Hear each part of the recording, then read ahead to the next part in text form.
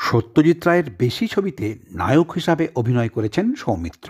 মহানায়ক উপাধিটা কিন্তু সত্যজিৎ রায় উত্তমকেই দিলেন। তবে পরিবারের বাইরে তার ইউনিটের একমাত্র প্রাণের মানুষ ছিলেন কামু মুখোপাধ্যায়। সত্যজিতের প্রতি গভীর ভালোবাসা আর অভিমানে কামু একদিন বাচ্চা ছেলের মতো ঠোঁট ফুলিয়ে কান্নার ভান করে সত্যজিৎকে বললেন, কাপুরুষ মহাপুরুষ ছবিটায় কত কাজ করে দিলুম, তবুও তো আপনি আমাকে একটা চরিত্র দিলেন না। সত্যজিৎ বললেন, কি করব বলো, তোমার উপযুক্ত চরিত্র না থাকলে তোমাকে চরিত্র দেব কিভাবে? ঠোঁট ফুলিয়ে কামু বললেন, চরিত্র না হোক, অন্তত একটা দুশ্চরিত্র তো দিতে পারতেন। ঘর ভর্তি লোক সমেত হা হা করে হেসে উঠে সত্যজিৎ রায় তাকে বললেন, বেশ, পরের ছবিতে তোমাকে চরিত্র নয়, দুশ্চরিত্রই দেব।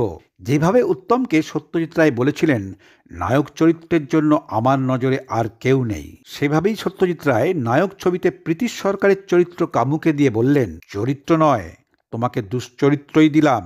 তুমি ছাড়া এই চরিত্র করার মতো আর কেউ আমার নজরে নেই। গোটা রায় পরিবারের জন্য কামু মুখোপাধ্যায় নিজেকে সঁপে দিয়েছিলেন বলেই ভালোবাসার প্রতিদানে সন্দীপ রায় কামুকে দিলেন হারুনের চরিত্র।